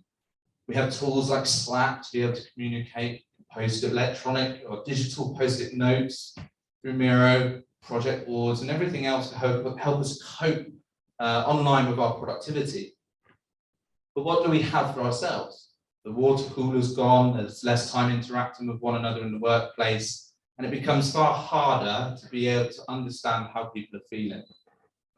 And we believe at Loopin that yes, technology moves at speed, and yes, it may be moving quicker than the human race, but there's a way humans can keep up with it to leverage it, to be able to communicate from the digital world to the physical world, especially the world that we now live in and work in.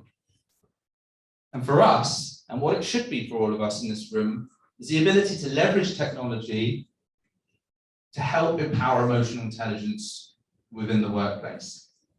Emotional intelligence is an amazing thing. I've always thought it's a fundamental skill that we should all have. I think many of us believe that is true, and the pandemic and where we are now in life has probably exacerbated that.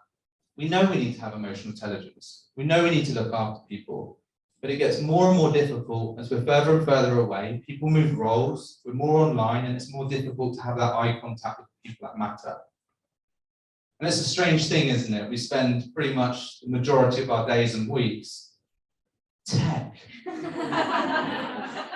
What the? Took too long. Yeah, I know. Timed out, didn't it? There we are. We'll curveball it with some ad. Shall I just ad lib? Come on. The end. And emotional intelligence is something that we desperately need. We don't just need it as managers. We don't just need it as leaders. We need it as employees. We need to be able to have that peer-to-peer support. And I can proudly, genuinely stand here as an ex-Royal Marine. For many people would think you are something.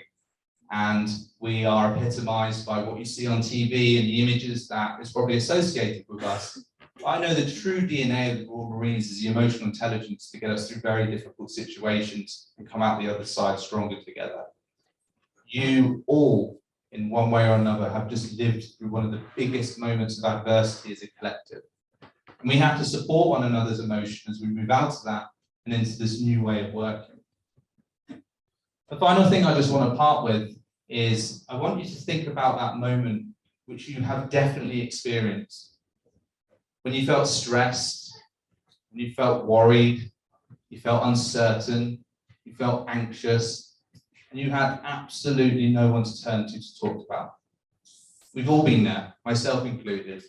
You didn't have the ability to stand up and speak, you had no way of communicating it, and in some ways or another, you didn't want to communicate it.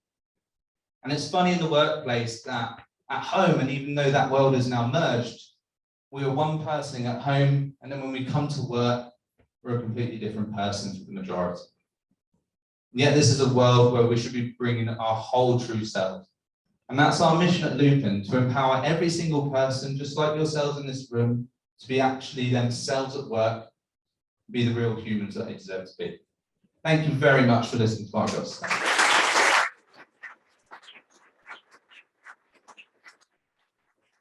Right. Okay, that's that hard bit. We're going to do a quick. Oh, it's all gone wrong now. Speaking of the mic wrong and everything. We're going to do a quick panel, and I will ask if you can remain seated for this. We're not going to keep you long, but I want to bring everyone back up who's been involved today. So I also want to say a big thank you to Amy, Julie, Glyn, Evie, and Anthony. And I want to bring those up for the panel to sit up, grab yourself a seat, and ready to be asked some questions by everyone sat here. Let's give them a round of applause.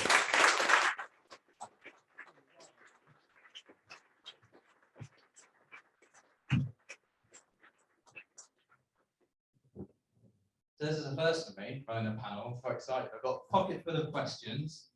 Is that too bright? Right, so start getting your thinking caps on and questions you would like to ask.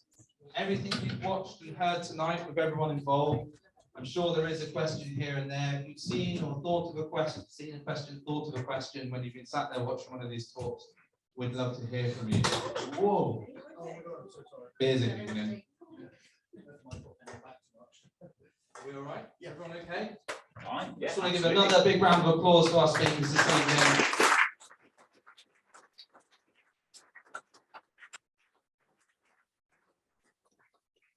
Okay, is there anyone in the audience who's got a particular question that they would like to ask anyone sat here right now?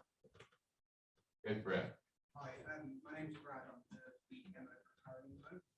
Just joined them really new to mental health and tech space, but the question's actually for you guys.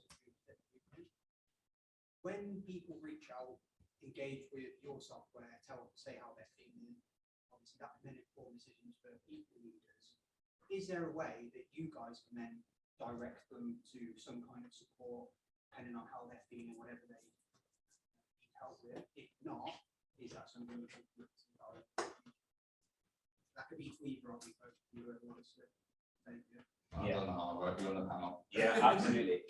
Yeah, I think so. The reality is the intent is to actually get to that point. You know, ultimately, what we're trying to understand is not just those natural fluctuations of a person's day. It's looking for those trends over time, and ultimately identifying some type of intervention that is suitable for that person. Because we live in a world where everything is kind of there's so much option, so many options, so many things that I could do, so many things that I see, and ultimately what we really want to try and do is cut the noise out and give somebody something that's actually going to be of benefit to them, not trying to sell to them, not trying to market their data to somebody else or anything like that at all. Let's actually start using tech to really contribute to that aspect of what you talked about there in terms of mental health. The actual building mental fortitude in a person is absolutely essential for the future. So yeah, that is the intent. We're not there yet. Tech's really difficult. It's not like a services business, kind of creating pixie dust. You've got pixie dust trying to create a product, hopefully that people love, but ultimately you get there in the end, I think. Yeah, but we've got our engineering team smiling at us. We're both we're both non-technical founders, so we do have the kind of approach of, can we build that dashboard by tomorrow? Can we? And then it doesn't work out. Is there any other questions in the room anyone would like to ask? Go for it. To anyone who wants to answer, really, you touched on, Ben, as well about sort of emotional intelligence and why that's important. Like, is that something that you can learn? So if anyone's got any opinions on that, can it be learned? If so, what are your opinions on how? Amy's? Yeah, sorry, nodding away furiously. Yeah, absolutely. I think this is through my study in user experience and trying to make things easy for other people. A lot of that is listening and holding back your own first reaction, because actually I don't want my first reaction to change what I'm designing. I want someone else's reaction to change what I'm designing. And kind of through that and some amazing people teams over the years, I realized that that is emotional intelligence, or a part of it. It's that recognizing that I have a reaction, taking some skills from the meditation and mindfulness, stopping that reaction, thinking, why am I having that reaction? What can I do about it? And go on from that. And I have not always been that way, you know, particularly sitting on the autism spectrum. I have very clear reactions to something, and stopping them is a challenge. But you can practice and practice and practice and learn, and you can get it wrong, and people will forgive you again and again and again, right? It's something we're all learning. So yeah, keep at it, right? Anyone else have any thoughts? Yeah, definitely. Like if you can take a step back, like you said, and kind of distance yourself a little bit from what's going on or your initial reaction, you can start to realize that you are not your thoughts. Then they start to have less power over you. And then through doing that in a practice like the one we did tonight and others, you can have a bit more kindness for yourself. And once you establish that and cultivate that inside, you can extend that to others. So definitely it's a skill that you can build on, emotional intelligence, massively, yeah. Go on. I was just going to throw just one last thing. One of the things that we do, is similar to what these guys do. One of the things that we've done with our employees is grow an Oscar coaching. And once you're teaching employees to coach, because of the questioning methodologies, and it goes back to your point of not necessarily answering what you're asking, but asking more and more questions. Once they get into the habit of asking more questions, that actually ignites a level of empathy, because you're finding out more about that person and having that intelligence, as opposed to presenting your side of the equation. Yes. Hi, my name is Raz, and I own my own digital company. And I have a question for Glenn regarding the problem between working from home and working from an office. Do you think the virtual reality or metaverse will, in the future, sort this problem out, creating an environment in the metaverse or virtual reality for people that work from home? Do you think it's going to be a subject that can resolve the problem? So, interesting. That's really good. A really good question. So, the trainer that we're using, one of the leadership coaches that we're using, he is actually providing, or he's seeking to provide training through the metaverse. And if you end up if you go to the learning, there's a learning expo each year, and a lot of those who are doing that virtual training within the metaverse, there are a number of tools which are coming out. It is in its infancy at the moment. On the flip side of that, what we're seeing in the news at the moment is the metaverse has not taken off as expected, and and offices are being shut down and people are being let go. So I think it's kind of like, watch this space. I do think there is a future there, but I don't know how quickly that will happen. We did some interesting sort of tests with Ben, and he created a space for us. And what was really interesting was that you could have both virtual and on-site working together, and I found that really interesting. But yeah, the hybrid, because everyone felt like they were all in the same room together, which I found a really interesting way of actually collaboration and meetings and things where everyone's equal. Yeah. Thank you. Can I just add a little bit to that? Much lower tech version than that we do at SocialCode. Huddles on Slack. So they are channel based. So it's the group of people who would normally work together having a continuous stream that they can sit in and almost be like they're sat next to someone at a desk. Super good, because it encourages that water cooler chat that you mentioned that's lost, and no one has to wear those annoying headsets. I'd rather not. Awesome question. Is there any more from the audience? Yes, at the back. Oh no, that's not really the back. There's another side. Sorry. So I have another question for a bit, but any of you guys can chime in. My name is Cecile, and I work in the innovation delivery team at an engineering company. And my question is about, well, how do you deliver innovation? It's kind of a challenge that we're facing in our companies. We come up with all these great ideas and great products and initiatives. We can't get these technical or sometimes non-technical people to adopt them. And we don't know if it's a mixture of, is it the hybrid working? Is it because we are in different offices? Or is it just communication breakdown? So what would you advise on how to get people's buy-in into your innovation products? I think everyone will probably have some interesting answers. So what we've done is we really believe in grassroots innovation. So because we're in quite a privileged position, having 750 developers, but not all of those developers are on projects. So we have developers who are on the bench, or who we call our talent pool. And what we do is that we garner innovation within the business. So anyone can bring an idea.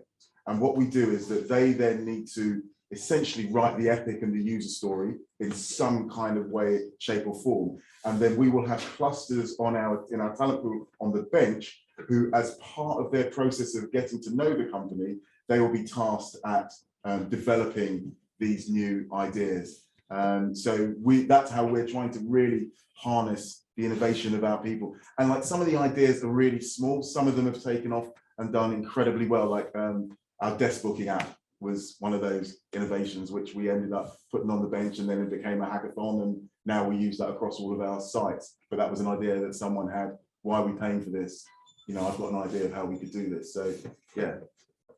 Great question. Anyone else on the panel got anything to add to that? I could add, Go for sorry, I can talk a lot. So you mentioned hackathons or hack days. Make room for the innovation.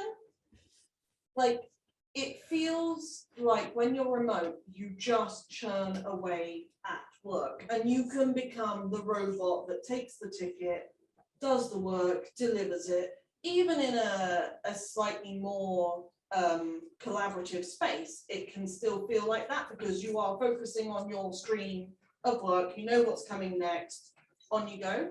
Just stop, put a reset day in and encourage people to think, okay, what would you really love to do? Like when you joined the company, what was the one thing that really annoyed you about our product that we still haven't done? Could we do that? How would you do that now you know? Just make the room, provide the space, put the pause on the day-to-day work to encourage it. Just a footnote to that, in the respect of taking that pause, I think it's really easy to assume you've done enough work to get to an innovative stage and go do all this innovation. And then you go 3 months later, where's all that innovation we were talking about 3 months ago? And they go, and when everybody looks around, they go, well, I thought you were doing that, and I thought you were doing this, and this said that. And then actually it's that point where you have to stop, assess, are we on track? Are we still doing the things we set out to do? And if not, why not? And how do we adapt and overcome to take it to the next time that we have that pause? So absolutely what you said there, I think the pause is absolutely key to ensuring that that innovation both is given the space to be able to develop and also to ensure that you're keeping on track with that initial period of innovation, because it's cyclic, isn't it? It keeps going, it's continuous, it never ends, and I think that's a really important contribution. Does anyone else? Yes, go for it. Hiya. So I think one of the major themes of all of the speakers tonight has been empathy. My kind of question is, in the workplace, what are kind of your, and I say this to the whole panel, what are your sort of top tips about fostering empathy and getting that working in a workplace environment, colleagues, words? Yeah, question. So one of the things so it's interesting when you're talking about different types of working. I've done working from home for 25 years, and in the past 4 years, it's the first time that my family have ever realised that I actually work. She's like, oh, we have to work hard. Yes, we do. Now, obviously, I still had the ability to go into offices. I generally go to customer sites. Obviously, that was all taken away. One of the first things that my manager put in, and she's a very good manager. So when you're talking about managers, yeah, we love her. The entire team is very, very close. There's 14 of us, but we're a very close team, even across the world. There's more of us, and we're very close.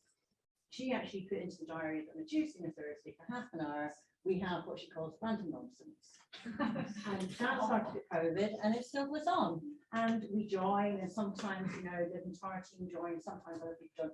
And you don't even want to know some of the topics of conversation. Just when we think we can't get any worse, we get worse. Dog poo is a big thing. a lot of dog owners, okay, so we can go down that one quite well. But that was a really important way of keeping us all together, getting everybody happy. And it's growing the team. You get so much closer to a virtual way. And we're carrying it on, which is so important. That's brilliant. Has anyone else got any? Yeah, sorry, just said you. I think what you're talking about, in terms of creating that empathy, it's kind of a key pillar of trust for us. So trust, we break down trust into integrity, being able to have those difficult conversations, competence, being able to know that the person you're working with is competent and that person also knows the same about you. And to your point, the third pillar of trust is empathy, is compassion. I care about this person cares about me. I think we were just having this discussion earlier in one of our workshops, and we were saying that actually with all of the types of communication devices that we use, whether it's Slack or Teams or WhatsApp or whatever it is, it doesn't feel right if you text your manager and you go, actually, I've had a really shit night, the kids have slept terribly, you're not going to get the best from me today, and I'm not going to be at my A game. And so actually what we've created, particularly with Loopin, and this is very pertinent to your point, is create that very specific, a very safe space to say, this is the thing, this is how I am, and this is how I feel about it, and the acknowledgement of that, and that encouragement to be able to be open, and from a leader's perspective, show that vulnerability actually encourages that empathy. I think when you're talking about empathy, that has to be a top-down approach. You know, you can get lots of empathetic people, but if the manager or the leader isn't also reciprocating that empathy, then we've got a real problem there. But looking on the bright side, they do that, and you have a team of very empathetic, caring about one another, but also driving towards the same purpose. And to dovetail on the back of what Tom was talking about there as well, is we're really fortunate with our investors which came in, they bought coaches. You know, if we were to allowed to lead our company as Marines, we wouldn't be here today and have very good they'd be very fit and healthy, but we wouldn't. Yeah. So and what our coach Liz does is that one of the earliest things she said to us about ensuring that we know our place in the business, which we're still always learning as non-technical leaders of a startup, is the beach ball effect. If you were to look at one side of the beach ball and I was looking at the other, we're going to see different colours and different sides to it. I don't think I've ever seen that anywhere more in an organisation than a tech company. There's such a diverse amount of experience and skills within creating a product and releasing it to the market, and everyone in a startup especially has a stake in it, and everyone wants to pull that beach ball in a certain direction, and you're all looking at it from a different direction. One of the things that's really helped me is actually sitting down with the team and looking at what you just work on. You know, I stare into the code like kids and bits, and I try to nod along and think I know what I'm doing, but at least I can see what my engineers are experiencing and what they look at on a daily basis. Same for the rest of our team. And the beach ball is such a simple concept. You could literally bring it into the office and go, let's all talk about the beach ball. Now we've done that bit, let's go and talk about what you do within the business. That grows empathy. If you can understand the strains, stresses, and problems people face from different parts of the business, be open and collaborative over it, you're going to create a united front of an empathy as opposed to lots of people trying to tug on the rope in a different direction. Sorry, it's my favourite subject of the evening. What you were saying about shadowing. So literally spending some time with someone, thinking practically, perfect way to gain empathy, because you can't just take their laptop and pretend you're them. Like, you know. The other thing, on my mental health first aid course, we were taught a pattern for responding with empathy, because it can be very difficult. If someone comes to you and says, I had an awful day, this happened, it's made me feel this way, I'm not going to be at my A game, how do you respond to that? And it's very easy to offend someone in your response. The same way when someone compliments you, you should just say thank you, that the English thing is to be like, oh, this, it was old, or it's cheap, whatever. You can do the same with empathy, because it's scary to respond to someone who's really having a tough time. And we were taught to use I'll try and get this pattern right. It's I understand, or I can see, or it makes sense to me that event would make you feel this.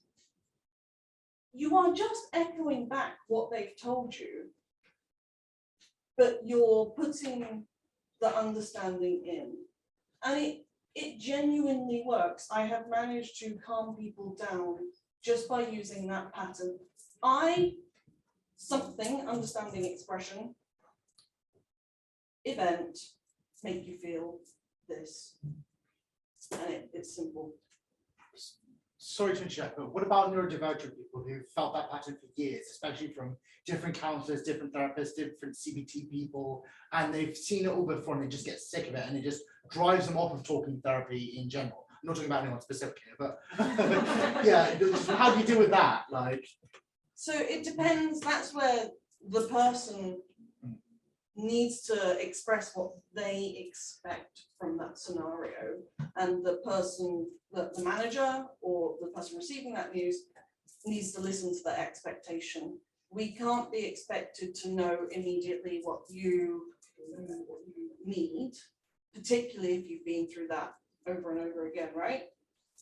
I appreciate that.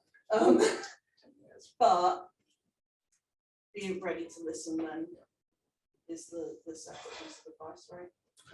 Thank you. Great point. Tim, I think we've heard quite a lot about some of the challenges of hybrid working and like technology in our lives. I'd love to hear one sentence from everyone on the panel on what you think the biggest opportunities are for how technology can improve people's lives today.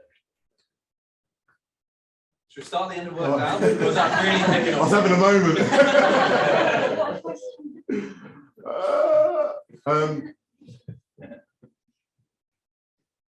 The fact that technology can automate tasks which allow people to do the magic is, I think, will be a massive revolution. I think in all roles, there are elements which are mundane and can be done by, by technology. So that's not even one sentence, is it? It should allow people to do their magic. Yeah, just one sentence.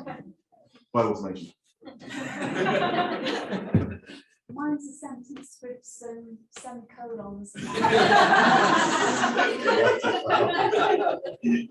I think also automation, but hopefully not to make able-bodied people lazier.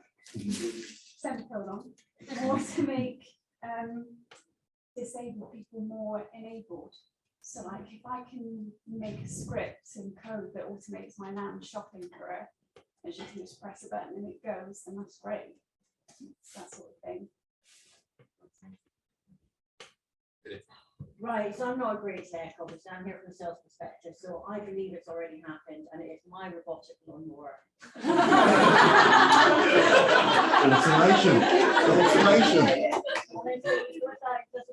He's brilliant. From a tech perspective, we are actually worried about, we call it augmented intelligence, because we still believe that you need the person and the automation, because it's not that we've been watching far too many movies, but I think definitely there's a place to play from both aspects. But yeah, definitely Robert. I do say equality again, right? It will drive us closer and closer to an equal world for everyone because we have a level playing field. Well, so what do you think? I think we've got to. It's more. I've got so much more in a sentence. One sentence. Oh God, this will be a Anthony's biggest challenge. It's the opportunity to really sophisticate our communication between one another, to enable all of the things which you've spoken about there. Pause. Very good. There was one more question, and then we're going to have to wrap it up to get your raffle tickets ready. Chris. For something. You said that you did very well over the pandemic with people working from home, going hybrid or fully remote.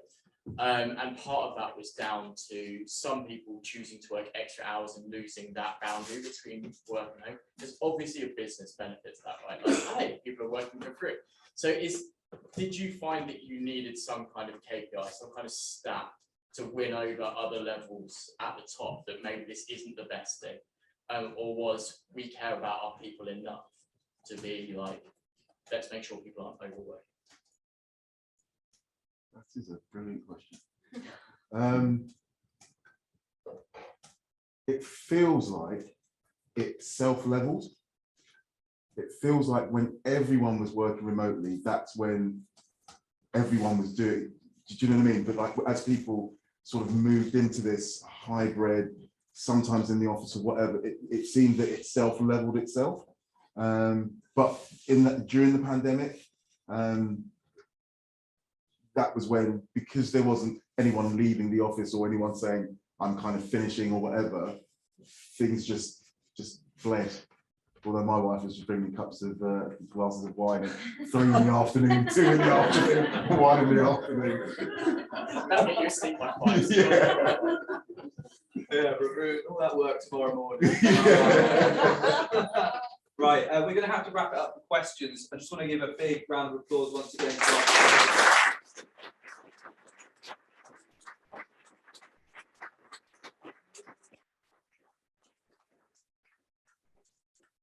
35 years old, and this is my first ever raffle that I've had the privilege of Save the doing. I moment. don't know how these things work. So basically, everyone likes free stuff, and just another thank you for free stuff, but here's some more.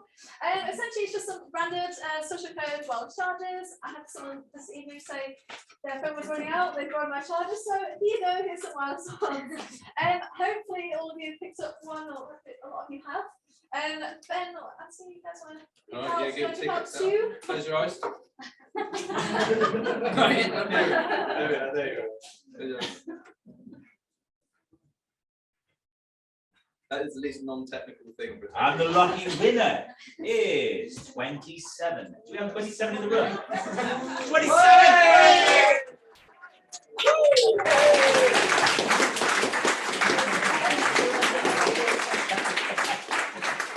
Okay, we do another one. Yeah, Yeah. go on. Yeah, 1.12. All right. Yeah. There you go.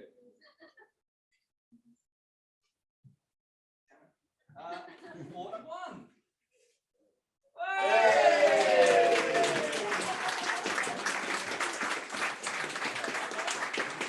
I love how you were checking on your way in. So again, just want to say a big thank you to everyone that's been involved in sort of making this event happen, promoting it, maybe share the meme or whatever. Thanks everyone for coming, and you guys being here, it's happened without you. So hopefully come to more in the future. Please share your feedback, whatever. Thanks to my bosses and boys as well. We'll put some money behind the bar at the left-handed giant, literally just down the road, 2 minutes away. So come join us afterwards for drinks, you're more than welcome. It's going to continue there, so don't feel like you need to come, but that's where we're heading. So you still got vouchers and stuff, I think. Is the last? No, maybe not. So head to left-handed giant as well. Unless anyone else has anything to add. Yeah. Anyone knows how to unlock their phone with the screen reader on, please help me. Try and get to your phone.